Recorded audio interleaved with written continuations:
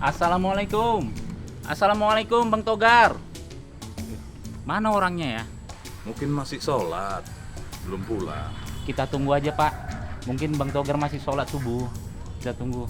Duduk aja sini Pak.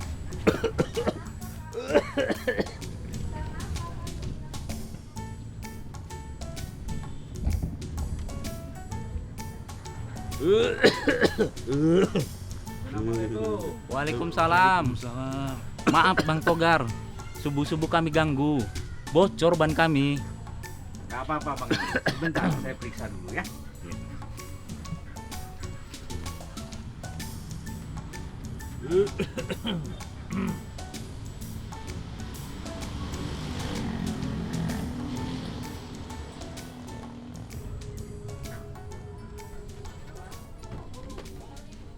Mau kemana rupanya Bang pagi-pagi begini? Mau berobat Bang. Bapak saya batuk dan demam udah 1 minggu ini. Abang bawa aja ke klinik Abioso itu. Bagus dokternya Bang. Anak-anak pun cocok di situ. Saya pun sering berobat di situ.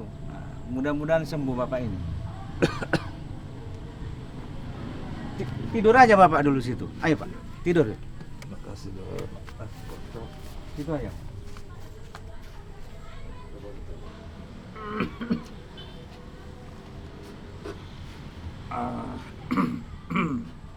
Istirahat dulu Pak. Ya, makasih. Sudah beres Abang. Berapa Bang Togar? 10.000 Abang. Oh, ini Bang. Makasih Bang. Iya, sama-sama Bang. Ayo Pak, saya bantu Pak. Terima kasih Bang Togar. Barokah, Pak.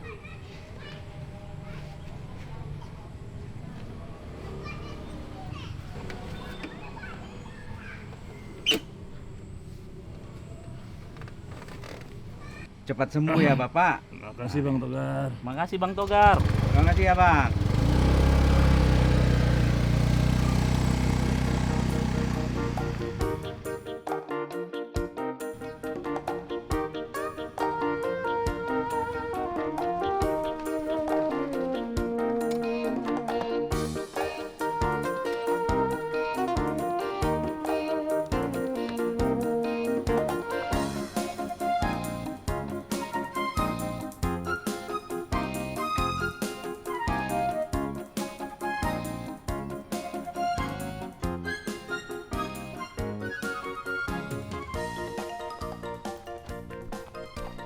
Assalamualaikum. Waalaikumsalam warahmatullahi wabarakatuh. Bang Togar, saya petugas dari Puskesmas Kecamatan. Ingin memberi bantuan berupa masker dan mensosialisasikan mengenai COVID-19. Pakai dulu maskernya Bang Togar. Cara memakai maskernya yang benar ya Bang Togar. Hidung dan mulut harus tertutup seperti saya ini. Dan ini ada brosur mengenai COVID-19. Bang Togar tidak perlu panik dengan wabah ini, tetapi harus tetap waspada agar tidak tertular. Tetap bekerja, tetap beribadah, tetap menjaga silaturahmi dengan melaksanakan protokol kesehatan. Terima kasih Pak Mantri. Sama-sama Bang Togar, semoga Allah Subhanahu wa taala melindungi kita dari wabah ini. Amin ya rabbal Amin, alamin. amin, amin ya robbal alamin. Kalau begitu saya pamit dulu ya Bang Togar. Assalamualaikum warahmatullahi wabarakatuh. Waalaikumsalam warahmatullahi wabarakatuh.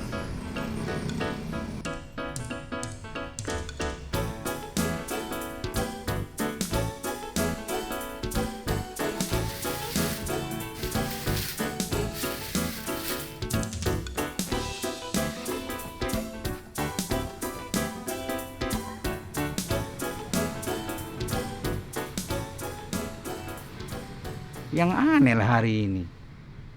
Sunyi kurasa. Macam tak biasa ku tengok.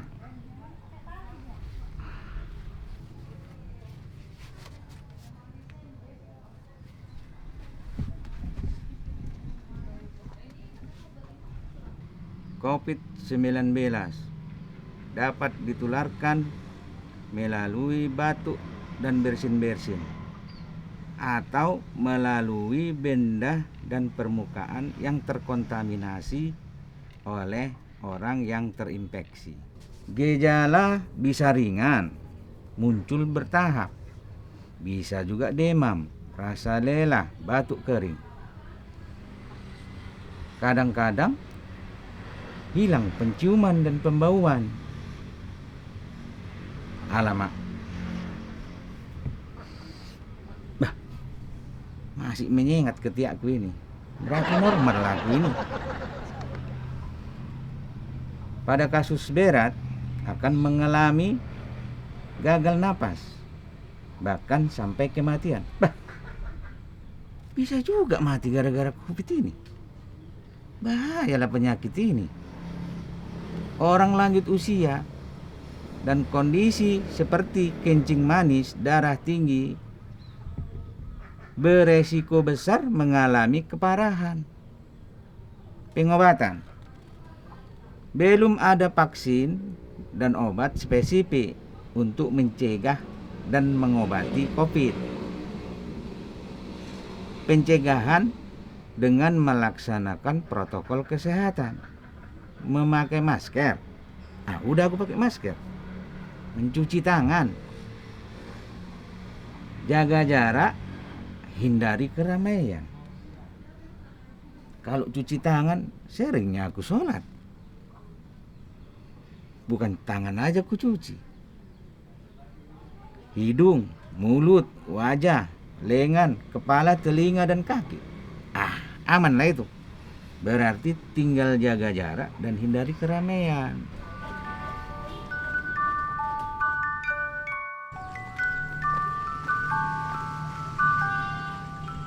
Assalamualaikum Bang Togar.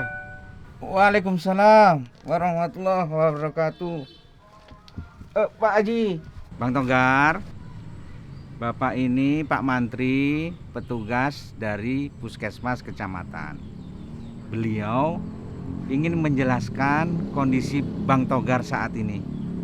Monggo Pak Mantri, silakan Pak Mantri. Makasih Pak Haji. Maaf Bang Togar, saya mendapat informasi tadi pagi ada pasien COVID-19 sedang dirawat di rumah sakit, ada kontak dengan Bang Togar. Kontak? Mana pula bisa kontak? Nggak ada listriknya di bengkelku ini, Pak Mantri.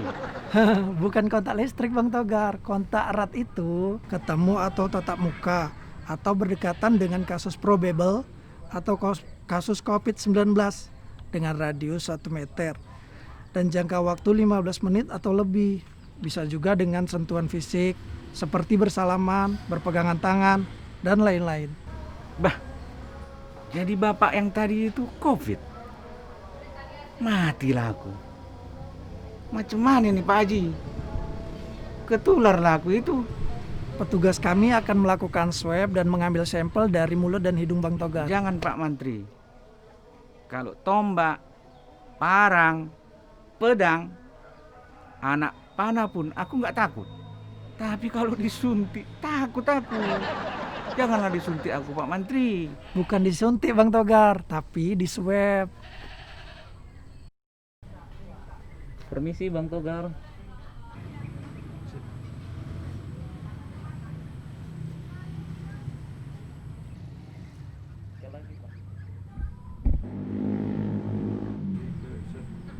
Gimana Bang Togar?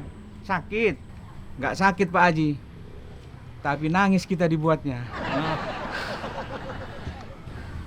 Bang Togar, untuk sementara isolasi mandiri di rumah dulu. Nggak boleh bertemu dengan siapapun ya Bang Togar. Termasuk sholatnya juga di rumah ya. Pak Haji, mau dibantu ya kebutuhannya Bang Togar. Dan tetap diawasi. Jika ada terjadi batuk, demam, dan sesak, mohon laporkan kepada kami. Agar diberi obat-obatan bila perlu kita rawat di rumah sakit. Baik Pak Mantri. Segala kebutuhan Bang Togar nanti akan kami penuhi. Kami bersama warga yang akan mengaturnya. Kemudian juga kami tetap awasi. Terima kasih atas segala bantuan Pak Mantri dan Bapak petugas. Terima kasih sekali lagi. Pak Haji, Bang Togar, kami pamit ya. Assalamualaikum warahmatullahi wabarakatuh. Waalaikumsalam. Bang Togar, sabar dan ikhlas. Semoga cobaan ini menjadikan penghapus dosa dan menjadikan kita sebagai orang yang mulia di hadapan Allah Subhanahu wa taala. Amin. Amin ya rabbal alamin. Amin, amin ya rabbal alamin. Bang Togar nggak perlu khawatir. Insya Allah Bang Togar tanpa gejala selama isolasi. Segala kebutuhan Bang Togar, baik makan, minum dan sebagainya, akan saya diskusikan dengan para ibu-ibu dan bapak-bapak semua warga di sini supaya disediakan dan dibantu semua warga. Kalau begitu saya permisi dulu Bang Togar. Saya akan diskusi dengan bapak-bapak dan ibu-ibu. Assalamualaikum warahmatullahi wabarakatuh. Waalaikumsalam warahmatullahi wabarakatuh. Ibu-ibu dan bapak-bapak sekalian, seperti kita ketahui bahwa Bang Togar terkontak erat dengan pasien COVID. Jadi Bang Togar saat ini dan 10 hari ke depan akan melakukan isolasi mandiri. Tentunya kebutuhan-kebutuhannya akan sulit dipenuhinya secara mandiri. Jadi saya mohon kepada ibu-ibu untuk membuat jadwal secara bergantian untuk memberikan makanan dan minuman serta kebutuhan lainnya kepada Bang Togar. Misalnya sarapan paginya, makan siangnya, makan malamnya, dan kebutuhan lain seperti kebutuhan air bersih dan lain-lainnya, supaya dibuat giliran siapa yang akan membantu beliau. Mbak Tari, nanti Mbak Tari bisa membantu Bang Togar untuk menyediakan sarapannya setiap hari, nggih? Bisa ya Mbak Tari? Bisa Pak Haji, nanti saya bantu buatkan sarapan buat Bang Togar, lontong sayur atau nasi gurih.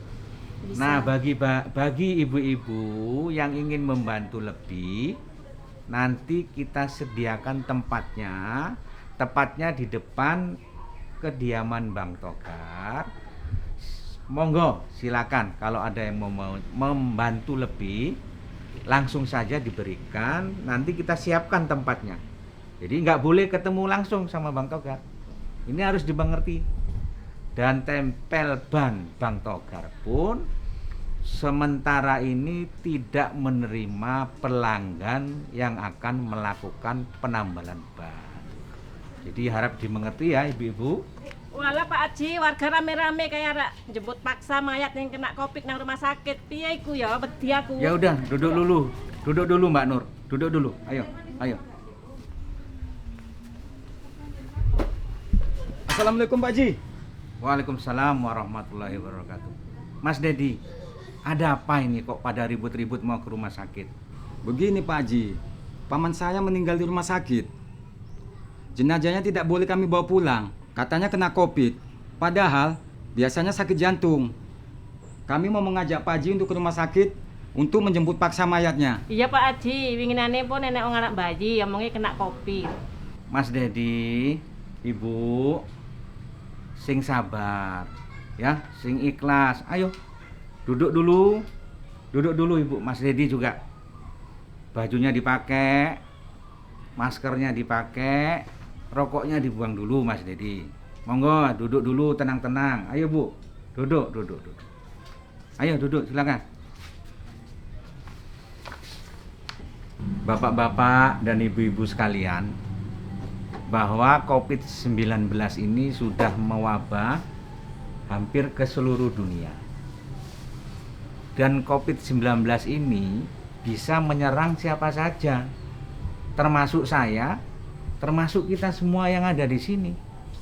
Jadi kita harus hati-hati dan tetap waspada supaya jangan tertular. Nah, pasien COVID itu secara klinis kalau di rumah sakit itu bisa berupa pasien suspek, yaitu pasien-pasien yang mengalami infeksi saluran napas dan berada di wilayah zona merah atau transmisi lokal. Nah, yang kedua bisa dalam keadaan probable COVID. Nah, probable COVID ini itu pasien suspek yang mengalami infeksi saluran napas berat, kemudian gagal napas, atau meninggal yang hasil swabnya belum keluar. Nah, itu probable. Kemudian yang ketiga bisa juga sebagai konfirmasi pasien COVID-19. Nah, itu ditandai dengan hasil swab yang positif. Nah, pasien konfirmasi positif ini dibagi dua. Yang tanpa gejala atau asimptomatis, dan yang kedua dengan gejala. Apakah itu pneumonia, demam, yang ditandai demam, batuk pilek, dan sesak napas. Nah, itu yang bergejala. Jadi kita harus waspada. Kenapa jenazahnya nggak bisa dibawa pulang, Pak Haji? Kasus suspek, probable, dan konfirmasi COVID-19 yang dirawat di rumah sakit itu nanti setelah selesai perawatan dan keluar dari rumah sakit, ada 3 kemungkinan, Mas Dedi dan ibu-ibu sekalian, ya, ini mohon didengarkan. Yang pertama, itu bisa sembuh total tanpa ada gejala sisa. Yang kedua, pasien keluar dari rumah sakit bisa dalam keadaan cacat. Misalnya begini, misalnya terjadi infeksi paru-paru yang luas, pada proses penyembuhannya akan terjadi jaringan fibrosis atau jaringan parut di paru. Nah, ini nanti akan menyebabkan pasien setelah keluar dari rumah sakit tetap ada sesaknya, tetap ada batuknya yang dirasakan permanen selama hidupnya. Nah, itu yang dibilang cacat. Nah, yang ketiga, bisa juga keluar rumah sakit dalam keadaan meninggal dunia. Jika meninggal dunia, nanti pemulasarannya akan dilakukan oleh pihak rumah sakit dan tim COVID sesuai dengan protokol pengurusan jenazah COVID-19. Jadi menurut saya kita serahkan saja pada rumah sakit dan tim COVID untuk mengurus jenazah saudara-saudara kita yang meninggal karena COVID-19. Paham ya Bapak-bapak, Ibu-ibu sekalian? Apa bahayanya kalau kita sendiri yang memperdukipayakannya, Pak Haji? Kemungkinan besar bisa tertular, Mas Dedi. Jadi kalau kita mengurus jenazah yang pasien COVID itu sangat berbahaya, karena pada waktu mempardukipayakan kita bisa tertular dari cairan yang keluar dari mayit, kemudian juga benda-benda atau permukaan di sekitar mayit yang terkonfirmasi dengan virus COVID-19. Mengenai pasien yang melahirkan tadi, ya itu bisa saja terjadi itu terpapar dengan COVID-19. Misalnya begini, Ibu.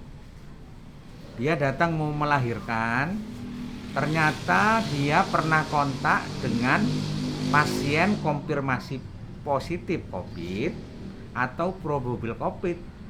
Nah, pada waktu sebelum datang ke rumah sakit pernah kontak, tentunya pada waktu datang ke rumah sakit itu di-screening oleh petugas rumah sakit, salah satunya dengan melakukan swab. Ternyata positif, walaupun tidak ada tanda-tanda infeksi saluran napas, dia dikatakan konfirmasi positif COVID dan datang ke rumah sakit mau melahirkan. Jadi itu bisa saja terjadi, Bu. Jadi diagnosa COVID-19 yang dilakukan di rumah sakit ini bukan mengada-ngada. Ini ada dasarnya, ada patokannya untuk mendiagnosa COVID-19 itu. Jadi kita harus paham dulu ya, Bapak-bapak, Ibu-ibu. Kalau kita tidak paham, mohon jangan mengeluarkan statement atau pendapat yang kita sendiri tidak paham dengan statement kita itu. Ya, jadi kita harus paham dulu ini. Mohon dimengerti ya, Bapak-bapak dan Ibu-ibu. Baik Pak Haji, sekarang saya sudah paham. Rombongan yang akan menyerang rumah sakit akan saya suruh pulang ke rumahnya masing-masing. Masya Allah. Terima kasih Mas Dedi dan ibu-ibu ya. Wassalamualaikum Pak Haji. Waalaikumsalam warahmatullahi wabarakatuh. Jamu nih Mas. Bu Ibu, jamu. Ada jamu corona, ada jamu sehat, ada jamu pegelinu. Oh alah Mbak Yu, eneng ae jamu anti corona. Ojo gawe fitnah, kok nggarai hoak. Bukan jamu anti corona Mbak Nur, tapi jamu ini bermanfaat untuk pasien corona. Apa iya? Alah Mbak Yu ojo ngawur.